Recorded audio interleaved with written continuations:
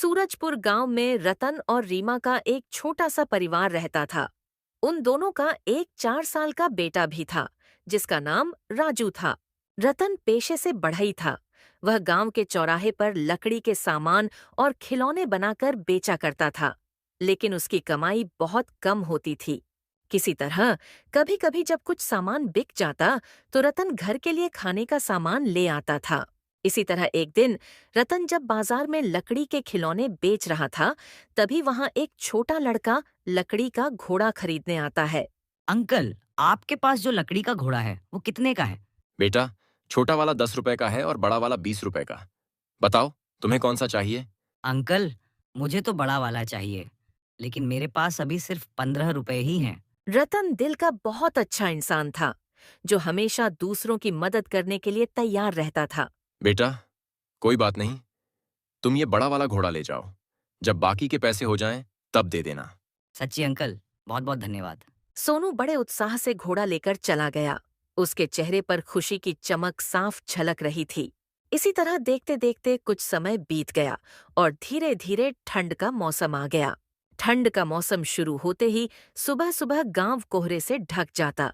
पेड़ों की टहनियों पर ओस की बूंदें चमकतीं और ठंडी हवाएं हर किसी को कप कपा देती थीं।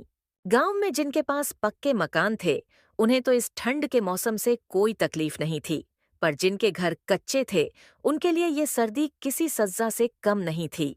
उन्हीं में से एक घर था रतन का।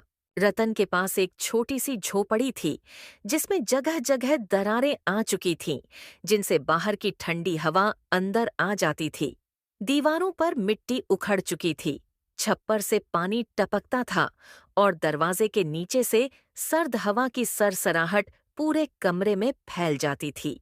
रीमा हर रात राजू को फटे पुराने चद्दर में लपेटकर सुला देती, ताकि ठंड से उसका बदन न कांपे, जबकि रतन चुपचाप आग जलाने की कोशिश करता, ताकि घर में थोड़ी सी गर्मी रह सके। एक रात इसी तरह जब सब कुछ सन्नाटा था और बाहर ठंडी हवा जोरों से चल रही थी, रतन आग जलाने की कोशिश कर रहा था, लेकिन लकड़ियां इतनी गीली थीं कि आग बार बार बुझ जा रही थी। रीमा ने कांपती आवाज में कहा, रतन, अगर ऐसे ही ठंड बढ़ती रही तो राजू को बुखार हो जाएगा। चिंता मत करो रीमा, मैं कल सुबह ही जंगल जाऊंगा। कोशिश करूंगा कि कुछ सूखी लकड़ियां ले आऊं, ताकि घर में आग जलाकर थोड़ा सुकून मिल सके। तभी बगल में बैठा राजू अपने पिता से कहता है, बाबा, क्या हम पक्का घर नहीं बना सकते?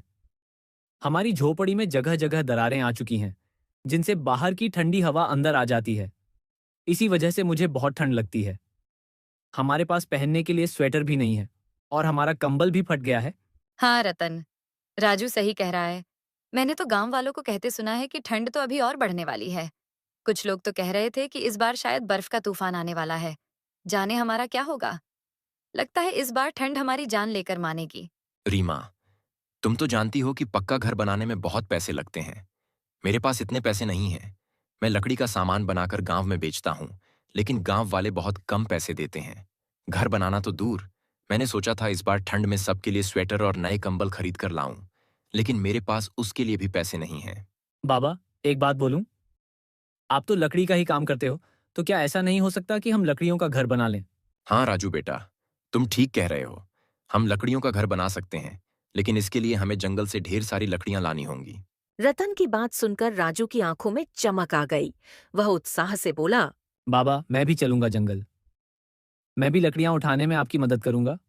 हम जंगल से ढेर सारी लकड़ियां लाएंगे, ताकि आप एक अच्छा सा और मजबूत घर बना सकें, जिसमें ठंडी हवा अंदर ना आ सके और हम सब आराम से रह सकें। फिर ना मुझे ठंड लगेगी, ना माँ को चिंता करनी पड़ेगी। रतन मुस्कुराया और उसके सिर पर हाथ फेरते हुए बोला, ठीक है मेरे शेर, लेकिन जंगल बहुत खतरनाक होता है। वहां तरह तरह के जंगली जानवर रहते हैं। इसीलिए कल मैं पहले अकेला जंगल जाऊंगा और देख कर आऊंगा। अगर मुझे जंगल सुरक्षित लगा तो मैं तुम्हें अपने साथ ले जाऊंगा। रीमा वहां खड़ी होकर पिता पुत्र की बातें सुन रही थी। उसने मुस्कुराते हुए राजू की तरफ देखा और कहा, चलो राजू, अब सोने का समय हो गया है। बहुत देर हो चुकी है। जल्दी सो जाओ ताकि कल जल्दी उठ सको। माँ की बात सुनकर राजू चुपचाप अपने बिस्तर पर लेट गया। रतन, अगर तुम कल जंगल जाने वाले हो तो जंगल से कम इतनी लकड़ियां तो ले आना कि हमारे घर की दरारें बंद हो जाएं, ताकि ठंडी हवा अंदर ना आ सके। ठीक है रीमा, मैं कोशिश करूंगा कि कल जंगल से काफी लकड़ियां लेकर आ सकूं। हमारी झोपड़ी को इस सर्दी में सुरक्षित बनाने के लिए मैं पूरी मेहनत करूंगा। काफी मेहनत मशक्कत के बाद किसी तरह रतन ने आग जलाई, जिसकी गर्माहट में रतन और उसका पूरा परिवार आराम से सो गया।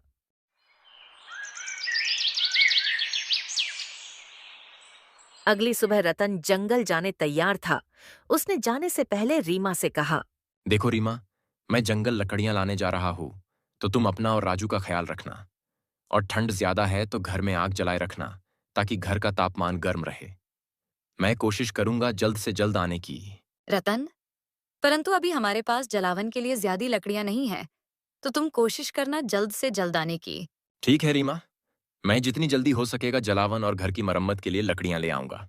फिर क्या था, रतन अपना लकड़ी काटने का औजार उठाता है और जंगल की ओर चल पड़ता है। रास्ते में चलते हुए भी रतन अपने घर के परिस्थिति के बारे में ही सोचता रहता है। काश इस बार मुझे जंगल से अच्छी और सूखी लकड़ियां मिल जाएं, ताकि मैं घर की दरारें बंद कर सकूं और रीमा और राजू को ठंड से बचा सकूं। अब और नहीं देख सकता उन्हें इस हालत में कांपते हुए।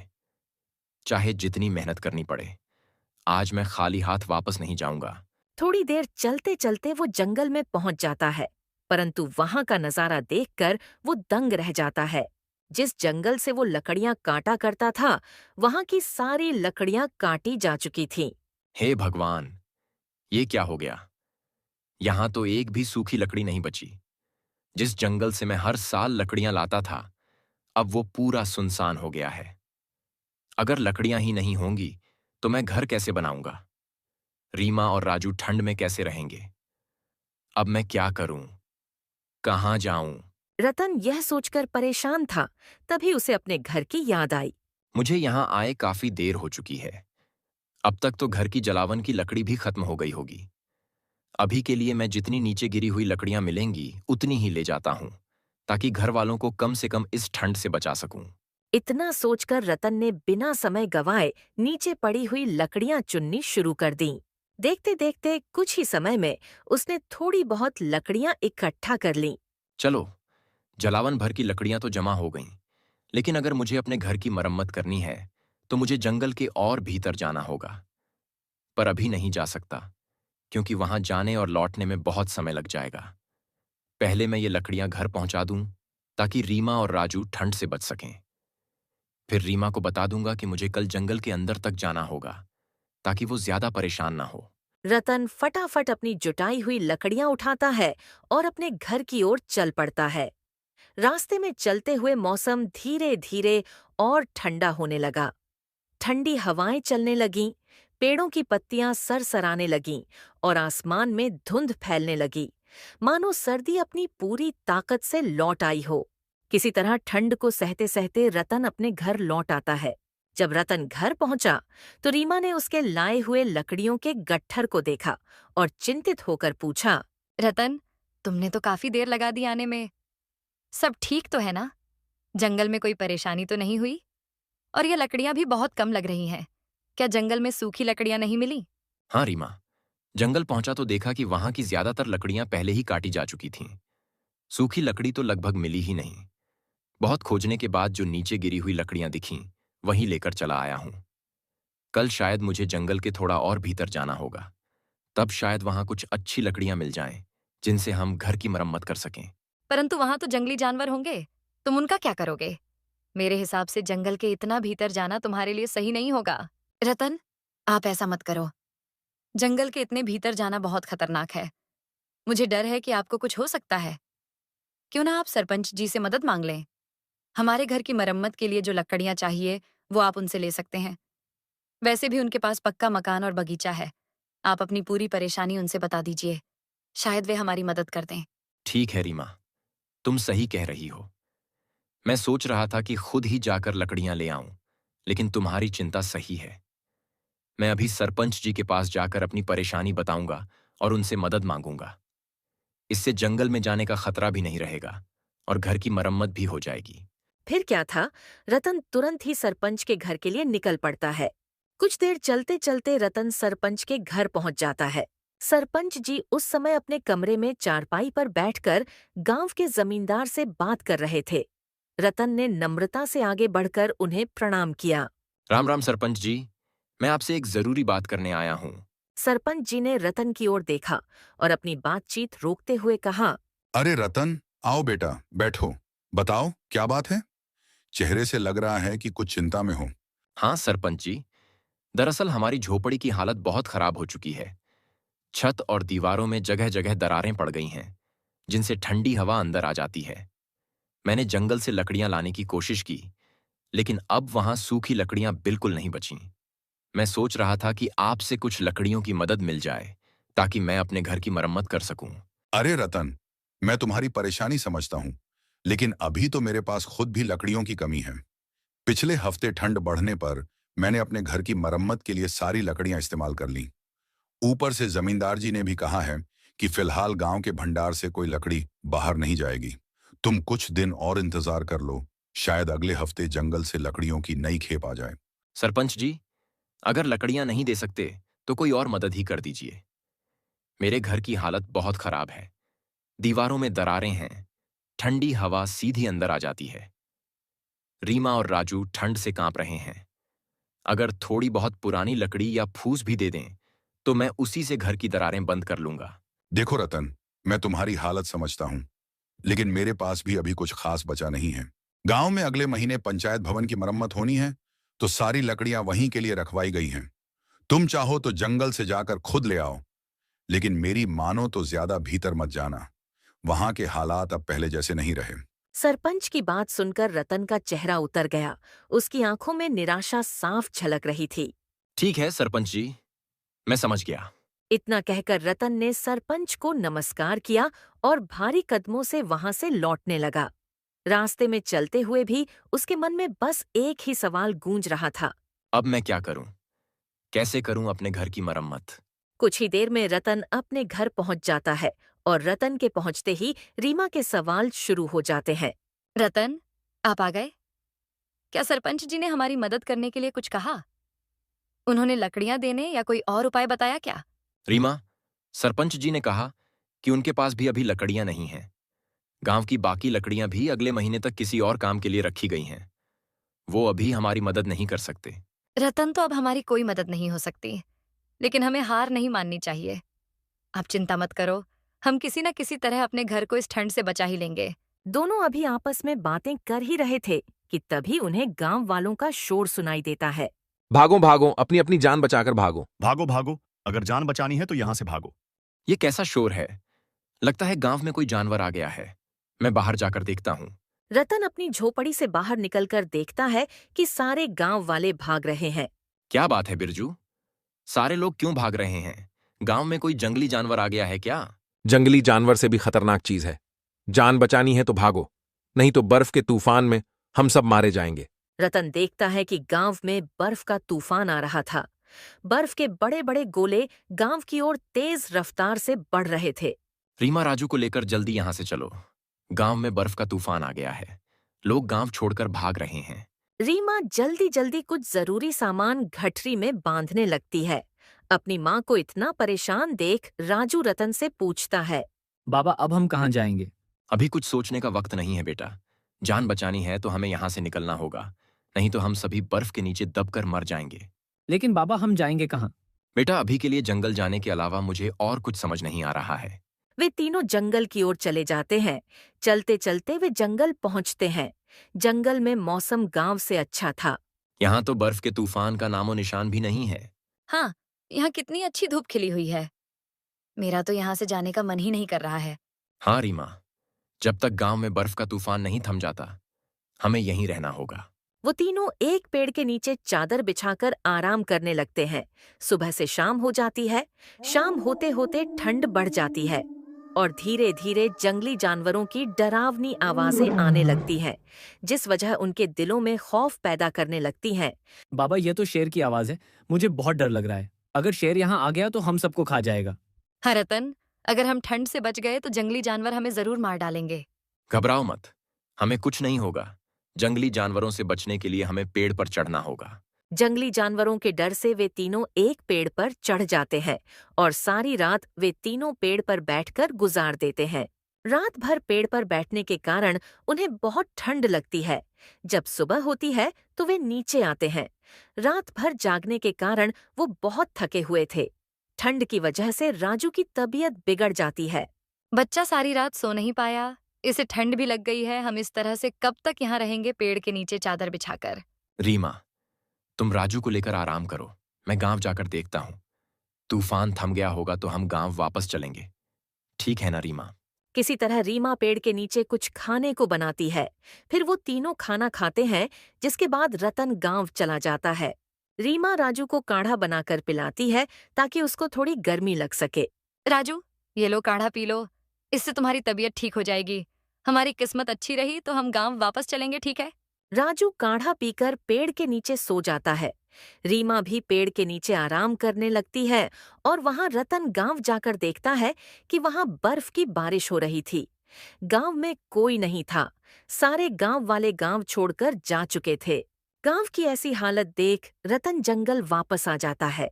क्या हुआ रतन, क्या हम गांव वापस जा सकते हैं? नहीं रीमा, गांव में बर्फ की बारिश हो रही है, वहां कोई भी नहीं है। अब हम क्या करेंगे बाबा? हम कहाँ रहेंगे? हम दिन को तो किसी तरह से गुजार लेंगे, लेकिन रात होते ही जंगली जानवरों का डर सताता रहेगा। अगर हम गांव में सुरक्षित नहीं हैं तो यहाँ भी हमारी जान को खतरा है। बाबा, एक बात कहूँ, क्या हम पेड़ पर घर बना सकते हैं? राजू एक विशाल पेड़ की तरफ इशारा करके कहता है। वह देखिए बाबा, वह पेड़ कितना बड़ा है, उसकी डालियां कितनी मजबूत है। हम उस पेड़ पर अपना घर बना सकते हैं। हाँ राजू, तुम ठीक कह रहे हो, हम उस पेड़ पर अपना घर बना सकते हैं। रतन उसी समय लकड़ियां इकट्ठी करने लगता है। रीमा और राजू भी उसकी मदद करते हैं लकड़ियां इकट्ठा करने में।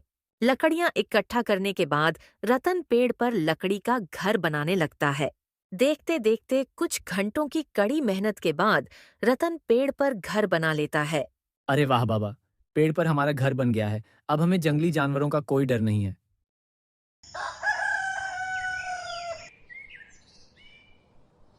वे तीनों पेड़ पर बने घर में रात बिताते हैं और दूसरे दिन सुबह जब वो तीनों जागते हैं, सब बहुत खुश रहते हैं, क्योंकि पेड़ के घर में ना तो उन्हें ठंड से कोई परेशानी हुई और ना तो जंगली जानवरों से डर लगा। बाबा, पेड़ का घर अंदर से बहुत गर्म है, मुझे रात में बिल्कुल भी ठंड नहीं लगी। इसका मतलब मेरी मेहनत सफल हो गई और हमें आशियाना भी मिल गया। वो तीनों बातें कर ही रहे थे कि तभी रतन देखता है, नीचे कुछ लोग आपस में बातें कर रहे थे। ये तो हमारे गांव के लोग हैं, ये यहाँ क्या कर रहे हैं? रतन ने उन लोगों को आवाज लगाई। अरे भोला चाचा और रामू, यहाँ क्या कर रहे हो? अरे रतन, ये तेरा घर है क्या? हाँ चाचा, ये मेरा घर है। गांव में बर्फ का तूफान आने के बाद हम लोग जंगल आ गए और पेड़ पर घर बना लिया। लेकिन आप लोग इतने दिन कहाँ थे? सारी बातें यहीं कर लेगा, हमें अपने घर नहीं बुलाएगा क्या? कैसी बात कर रहे हो चाचा? ऊपर आ जाओ सीढ़ी पर चढ़कर। भोला और रामू दोनों रतन के घर में आ जाते हैं। अब बताओ चाचा, आप सब इतने दिन कहाँ थे? गांव में बर्फ का तूफान आने के बाद हम लोग पड़ोस के गांव में चले गए। हम तंबू लगाकर वहां रह रहे थे, लेकिन कुछ दिन बाद बर्फ का तूफान वहां भी आ गया। पड़ोस का गांव भी बर्फ से ढक गया। तूफान के कारण हमारे तंबू उखड़ गए, जिसके बाद हम वहां से जान बचाकर भागे। हमारे पास जंगल आने के अलावा और कोई रास्ता नहीं था। बाकी के गांव वाले भी आते ही होंगे, पर रतन, तूने तो पेड़ पर घर बनाकर अपना और अपने परिवार की जान बचा ली, लेकिन हम कहाँ जाएं? हमारा तो कहीं रहने का ठिकाना नहीं है। ठंड के मौसम में हम कहीं खुली जगह पर भी नहीं रह सकते। हम सब ठंड से मारे जाएंगे। कैसी बात कर रहे हो भोला चाचा? मेरे होते हुए आप लोगों को चिंता करने की जरूरत नहीं है। मैं आप सबके लिए पेड़ पर घर बनाऊंगा। तुम सच कह रहे हो रतन बेटा? हाँ चाचा, मैं बिल्कुल सच कह रहा हूँ। रतन उनके लिए भी पेड़ पर घर बनाने का काम शुरू कर देता है। थोड़ी देर में सारे गांव वाले भी जंगल में आ जाते हैं। वे सभी रतन से कहते हैं कि हमारे लिए भी पेड़ पर घर बना दो। मैं आप सबके लिए पेड़ पर घर बना दूंगा, लेकिन आप सबको मेरी मदद करनी होगी। तुम चिंता मत करो रतन भैया, हम सब आपके काम के लिए आपको पैसे भी देंगे। मुझे पैसे नहीं चाहिए, मुझे तो आप लोगों का सहयोग चाहिए। पेड़ पर घर बनाने के लिए मुझे बहुत सारी लकड़ियों की जरूरत होगी। अगर आप लोग जंगल से लकड़ियां ले आएंगे तो मेरा काम आसान हो जाएगा। रतन भैया, हम सब तुम्हारी मदद के लिए तैयार हैं। हम अभी लकड़ियां लेकर आते हैं। सारे गांव वाले जंगल से लकड़ियां लेकर आते हैं, जिसके बाद रतन सबके लिए पेड़ पर घर बनाता है। देखते देखते कुछ ही दिनों में पूरा सूरजपुर गांव पेड़ पर बस जाता है। वाह रतन बेटा, पेड़ के इस घर में ना तो ठंड लगती है, ना ही यहाँ जंगली जानवरों का खतरा है। हमारा तो गांव वापस जाने का मन ही नहीं कर रहा है। पेड़ पर रहकर बहुत अच्छा लग रहा है। ऐसा गांव पूरी दुनिया में नहीं होगा जहां के सारे निवासी पेड़ पर रहते हों।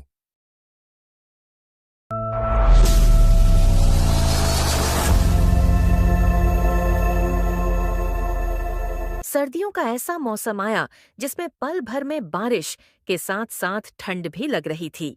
नवरात्रि और दिवाली बीते कुछ ही दिन ही हुए थे कि इस मौसम में बारिश जल्दी देखने को नहीं मिला करता था। लेकिन इस साल कुछ अलग ही लग रहा है। इस साल बारिश भी लेट हुई और नवंबर आ ही चुका है। अभी तक बारिश बंद नहीं हुआ। हवा की सिसकियां और ओले गिर रहे हैं। गांव और शहर के सभी लोगों इस मौसम की वजह से घर से बाहर निकल नहीं पा रहे थे।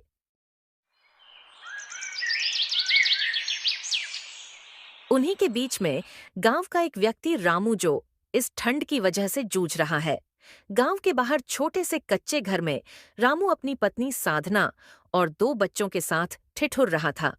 चारों ओर कोहरा छाया हुआ है। हवा इतनी तेज थी कि टिन की छत खड़खड़ा उठी थी। घर में जलती लकड़ियां बहुत पहले ही बुझ चुकी थीं। रामू के पास इतने पैसे नहीं थे कि कोयला या लकड़ी खरीद सके। दिन भर मेहनत मजदूरी करके जो कुछ कमाया था, उससे बस 2 रोटियां और थोड़ा सा नमक ही घर आया था। बच्चे ठंड से कांपते हुए मां से लिपटे थे। रामू, तुम इस ठंड से बचने का कोई इंतजाम करो, नहीं तो बच्चे कहीं इस ठंड की वजह से बीमार ना हो जाए। मैं क्या करूं साधना, हमें क्या मालूम था इस बार की ठंड ऐसी होगी। अभी ठंड का मौसम शुरू ही तो हुआ है। पहली ही ठंड ने पूरे गांव वालों को सिखा दिया होगा कि समय किसी के लिए नहीं रुक सकता है। हमें पहले से ही समझ जाना चाहिए था कि मौसम कुछ अलग ही रंग में रंगने वाला है। तुम सही कह रही हो साधना। कई दिनों से हल्की हल्की सर्दियां हो रही थीं। हमने इसे हल्के में ले लिया। अब हम ही पर ही भरी पड़ गया। रामू के पास एक नवजात शिशु है जो 6 माह का है। उसे भी इस ठंड ने जकड़ लिया।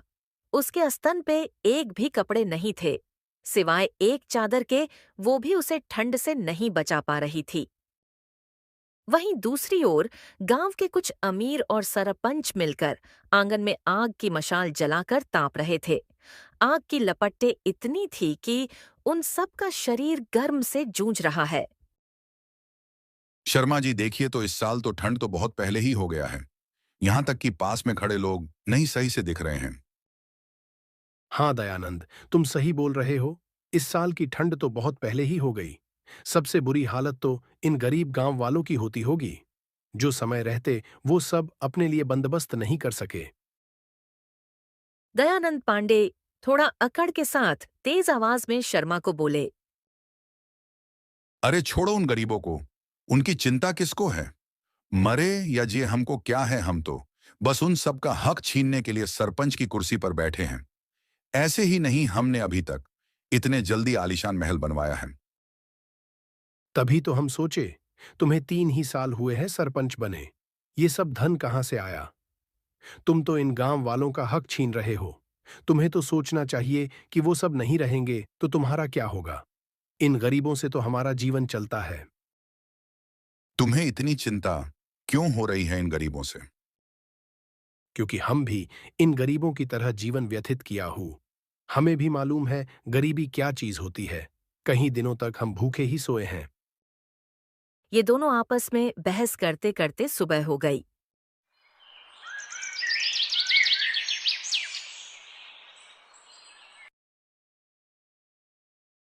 सुबह का वातावरण थोड़ा स्थिर था। ठंडी हवाएं कम चल रही थीं। गांव के कुछ लोग हल्की आग जला के द्वार पे ताप रहे थे। शाम होते ही रामू ने तय किया कि वो सरपंच दयानंद पांडे से कुछ मदद की गुहार लगाएगा। रामू ने साधना से कहा, साधना, मैं सरपंच जी के पास जाता हूं। अभी उनके पास लकड़ियों का भंडार है। इस वक्त वो हमारी अर्जी जरूर सुनेंगे। इतना सुनते ही साधना रामू की ओर देखकर थोड़ा सा मुस्कुराई। क्या तुमने कहा सरपंच जी हमारी गुहार सुनेंगे? आज तक वो किस गरीब की गुहार सुनी है? सबका हक खा के वो उन अमीर ज़्यादों की तलवे चाटते होंगे। नहीं यकीन है तो आप उस धनीराम जी के हवेली के पास जाओ, वो भी वहीं मिलेंगे। तुम क्या कह रही हो साधना? हमें भी मालूम है सरपंच दयानंद पांडे थोड़े कंजूस हैं, लेकिन इस वक्त हमें उनकी सबसे ज्यादा जरूरत है। हम जा रहे हैं उनके पास, तुम बच्चे को देखो। तुम नहीं समझ रहे हो रामू, सरपंच जी आज तक किसी को कुछ नहीं दिए। हम गरीबों के लिए क्या क्या नहीं आया है इस गांव में, कंबल, सॉल और रजाई और भी बहुत कुछ हमारे लिए। सरपंच दयानंद पांडे ने सब का सब जाकर शहर में बेचाए। इस चीज की आवाज उठाने वाला कोई नहीं है। तुम्हें मालूम है ना, जितनों ने आवाज उठाया है वो सब मारे गए हैं। अब किसी की हिम्मत नहीं होती आवाज उठाने की। मुझे इस वक्त अपने बेटों के लिए जाना ही है, चाहे कुछ भी हो जाए। ठीक है, आप जाओ रामू। अगर सरपंच जी आपकी बात मान गए तो ठीक है, बच्चों को कुछ राहत मिल जाएगी। मैं तब तक इन्हें किसी तरह ठंड से बचने का कोई न कोई इंतजाम करती हूँ। रामू ने जो फटा हुआ बंदी पहना हुआ था वहीं पहने ही कड़कड़ाती ठंड में बाहर निकल पड़ा। बाहर निकलते ही ठंड बढ़ गई। हवा में इतनी नमी थी कि सांस लेते ही उसके होंठ सुन्न पड़ गए। रास्ते भर गांव के सूने गलियों में सिर्फ हवा की सिसकियां सुनाई दे रही थीं। सभी के सभी अपने घरों में कंबल रजाई ओढ़े हुए पड़े थे।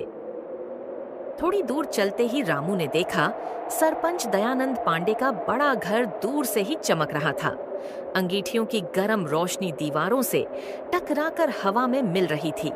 गांव के कुछ लोग वहां हंसी मजाक कर रहे थे, मानो बाहर की ठंड का उन पर कोई असर ही न हो। रामू धीरे धीरे आगे बढ़ा और कांपती आवाज में बोला, नमस्ते सरपंच जी, जरा 2 मिनट का काम था। कौन है? अरे रामू, इस ठंड में बाहर क्यों घूम रहा है तू? सरपंच जी, घर में लकड़ियां खत्म हो गई हैं। बच्चे ठंड से कांप रहे हैं। बस थोड़ा सा कोयला या सूखी लकड़ी मिल जाए तो बस रात निकल जाए। थोड़ा मुस्कुराते हुए बाकी लोगों की तरफ देखकर, अरे रामू, अब हर घर को लकड़ी बांटेंगे क्या? देखो, तू मेहनती आदमी है।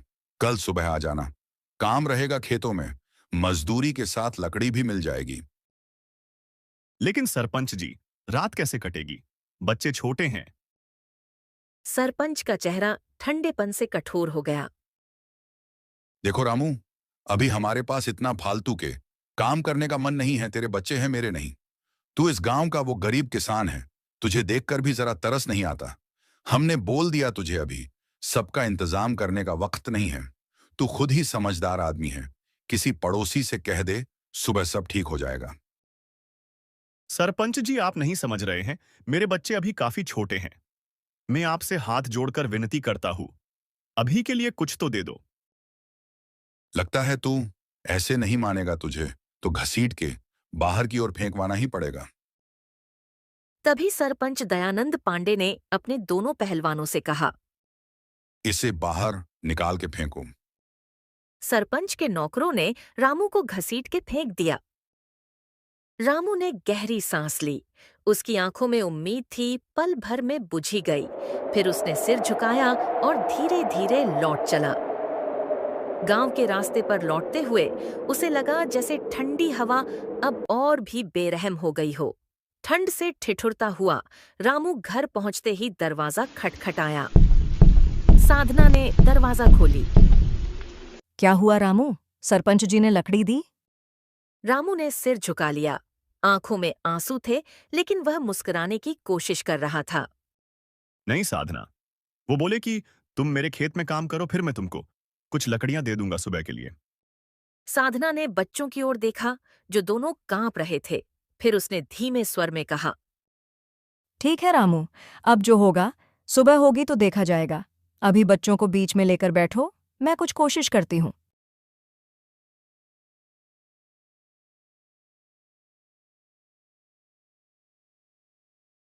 साधना ने घर के बाहर जाकर कुछ सूखी घास इकट्ठा की और उन सबको घर में लाकर और कुछ फटे हुए पुराने कपड़ों और सूखी घास का छोटा सा गट्ठर बनाया और एक टूटे हुए बर्तन में रखकर चूल्हे पे आग जलाने की कोशिश की। धुआं उठते ही बच्चे खांसने लगे, मगर थोड़ी देर में गर्मी घर में फैल गई।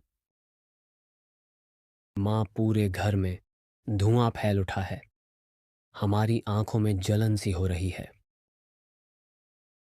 बस राहुल, कुछ ही देर की तो बात है, धुआं गायब सा हो जाएगा। तुम बाबू को आंखों पे ढक दो और अपनी आंखें कुछ समय के लिए बंद कर लो। तुम्हें जलन महसूस नहीं होगी। ठीक है माँ। राहुल ने आंखें बंद कर लीं। रामू ने नवजात शिशु को एक जगह पे सुलाया। कुछ ही समय में पूरा घर गर्म सा हो गया। सबको राहत की सांस मिली। रामू ने बाहर देखा। आसमान में बादल अब भी घने थे, पर दूर कहीं एक हल्की रोशनी थी, शायद सुबह होने का संकेत। रात और गहरी हो चुकी थी। हवा की सिसकियां अब हूक बनकर घर की दीवारों से टकरा रही थीं। कोहरे ने मानो पूरे गांव को एक चादर में ढक लिया था, ऐसी चादर जिसमें न गर्मी थी न उम्मीद। रामू बच्चों को चादर से बार बार ढक रहा था, कहीं उन्हें ठंड न लगे। साधना की गोद में उसका छोटा सा बेटा सोया हुआ था। अभी वो 6 माह का था। साधना की आंखों में थकान थी, पर उसके हाथ अब भी आग को जिंदा रखने की कोशिश कर रही थी। लकड़ियां कब की राख बन चुकी थीं और धुएं में बच्चों की खांसी की आवाज गूंज रही थी। रामू ने साधना की ओर देखा। उसके फटे आंचल से निकलती ठंडी सांसों में भी ममता जल रही थी। अगर सुबह तक ये गर्म धुआं नहीं रहा तो शायद। रामू के गले से आवाज अटक गई। आगे के शब्दों ने जैसे बोलने से इनकार कर दिया। साधना ने हल्के से रामू का हाथ थामा। रामू, भगवान सब देख रहा है। शायद वो हमारी सुन ले। बाहर आसमान में बादल गड़गड़ा उठे और बिजली की एक लकीर अंधेरे को चीर गई। बारिश फिर शुरू हो चुकी थी, बूंदें नहीं, जैसे सुइयां गिर रही हों धरती पर। रामू ने राहुल को कसकर अपनी ओर किया। उनकी छोटी हथेलियां ठंडी थीं, जैसे बर्फ की सिली हो, पर उनकी सांसें अब भी चल रही थीं। यही उम्मीद थी, यही जीने की वजह।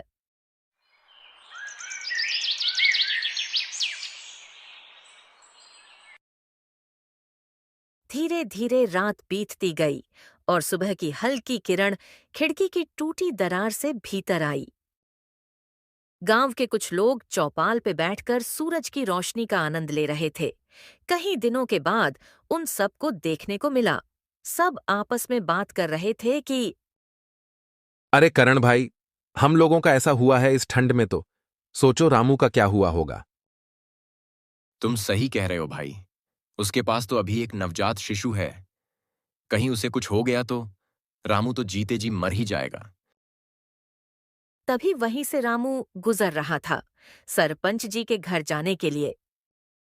अरे रामू भाई, कहाँ चले इतनी तेजी से, वो भी इतनी सुबह सुबह? कुछ नहीं भाई, बस सरपंच के यहाँ जा रहा हूं। कल उन्होंने मुझे काम के लिए बुलाया था। कहा था कि तुम्हें कुछ लकड़ियां दे दूंगा। ठीक है भाई, लेकिन इतनी ठंड में तुम काम कैसे कर पाओगे? क्या करें शंकर भाई, ये गरीबी ही है जो हमें इस ठंड में भी जिंदा रखती है। यही हमारी मजबूरी है और यही हमें इस ठंड में काम करने की हिम्मत देती है। सही कह रहे हो रामू भाई। अब तो हालात ऐसे हैं कि बिना काम के एक दिन भी गुजारना मुश्किल है। भाई, घर में राशन भी खत्म हो गया है। बच्चे 2 दिन से बस उबला पानी पी रहे हैं। आज अगर काम मिल गया तो थोड़ा आटा चावल ले आऊंगा। भगवान करे काम जल्दी मिल जाए रामू भाई। अब तो ठंड भी हड्डियां तोड़ने लगी है। हाँ करण भाई, चलो अब निकलता हूं। सूरज निकलने से पहले पहुंचना है, नहीं तो सरपंच डांट देंगे। ठीक है भाई, संभल के जाना। रास्ता फिसलन भरा है, कल रात फिर से ओस पड़ी थी। हाँ, ध्यान रखूंगा। ठंडी हवा में धीरे धीरे आगे बढ़ जाता है। गांव की गलियां अब भी अंधेरे में डूबी थीं, बस कहीं कहीं धुएं की पतली लकीरें आसमान की तरफ उठती दिख रही थीं। रामू गांव की संकरी गलियों से होकर आगे बढ़ने लगा। मिट्टी में ओस जमी थी, जिससे रास्ता फिसलन भरा हो गया था। उसके फटे चप्पल से पानी रिसकर पैरों तक पहुंच रहा था, पर वो रुका नहीं। थोड़ी दूर चलने पर उसे सरपंच दयानंद पांडे का बड़ा घर दूर से ही चमकता नजर आया। ऊंची दीवारों के अंदर से आग की रोशनी झिलमिला रही थी। रामू धीरे धीरे खुद से बड़बड़ाते हुए, देखो जरा, इन लोगों के यहां तो जैसे ठंड नाम की चीज ही नहीं है।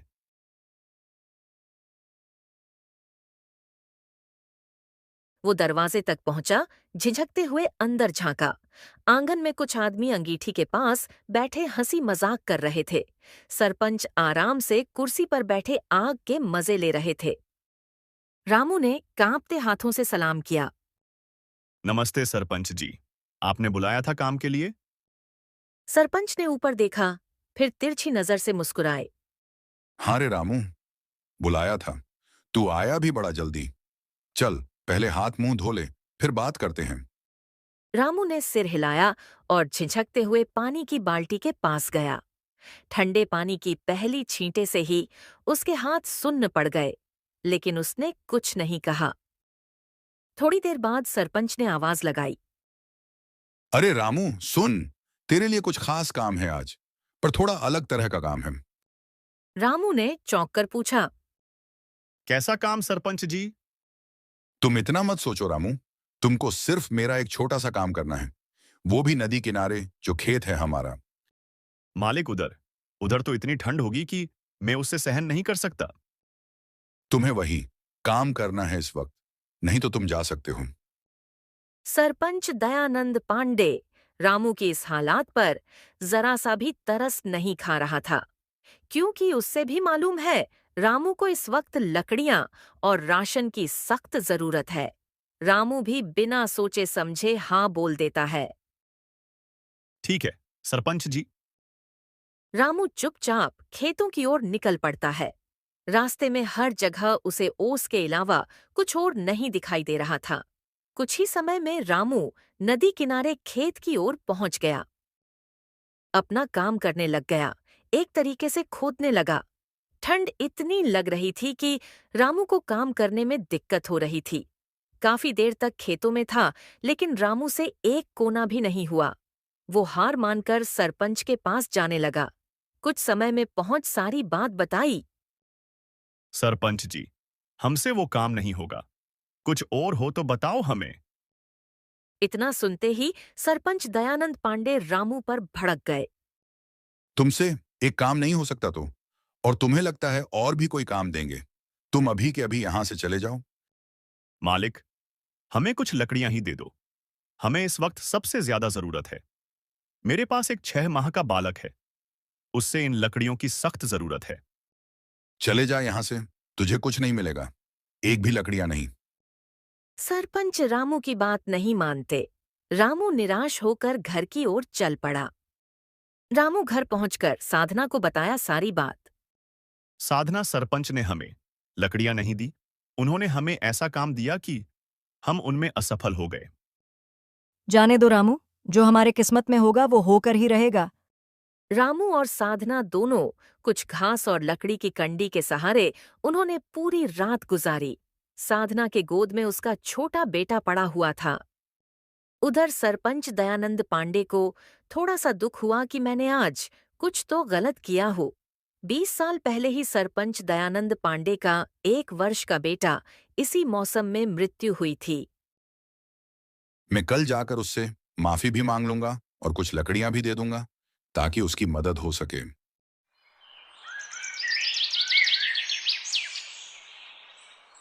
सुबह हो चुकी थी, लेकिन उस रोशनी में कुछ स्थिर था, कुछ थमा हुआ। समय ऐसा थम गया था कि साधना को कुछ एहसास नहीं हो रहा था। छोटा बेटा एक ही जगह पे क्यों पड़ा हुआ है? रात से एक ही जगह से सबसे छोटा बेटा अब नहीं हिल रहा था। तभी साधना की चीख ने सुबह की खामोशी को चीर दिया। रामू, देखो ना, छोटू क्यों उठ नहीं रहा है?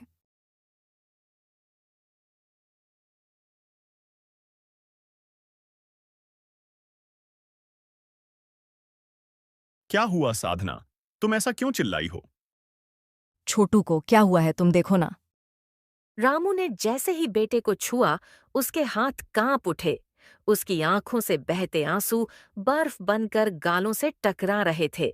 साधना भी रामू की ओर देखी। उसको भी एहसास हो गया, अब नहीं रहा छोटू। रामू ने आसमान की ओर देखा। हे भगवान, अगर यही इंसाफ है तो हमें अब और सांसें क्यों दी? गांव के कुछ लोग आए रामू के घर। ये सब नजारा देखकर उनके भी आंखों में आंसू आ गए। देखते देखते पूरे गांव में खबर फैलते देर न लगी। सुबह जब सरपंच दयानंद पांडे लकड़ी लेकर पहुंचे तो रामू के घर से उठते धुएं में सिर्फ राख थी, आग की नहीं, किसी बाप की उम्मीदों की। देख लो सरपंच दयानंद पांडे, तुम्हारी वजह से जो आज हमारे घर में मातम सा छा गया, वो देखो तुम्हारी गलती की सजा। सरपंच दयानंद पांडे छोटू की ओर देखा, उसे देखते रह गया। छोटू एकदम मूर्छित सा हो गया। मुझे माफ कर दो रामू, हमें नहीं मालूम था कि तुम्हारे घर की हालत सच में इतना खराब है। इतना कहकर दयानंद पांडे सिर झुका दिए। साधना चुप थी, उसकी आंखें सूनी। रामू जमीन पर बैठा था, बच्चे की ठंडी देह को सीने से लगाकर, जैसे आखिरी बार गर्मी देने की कोशिश कर रहा हो।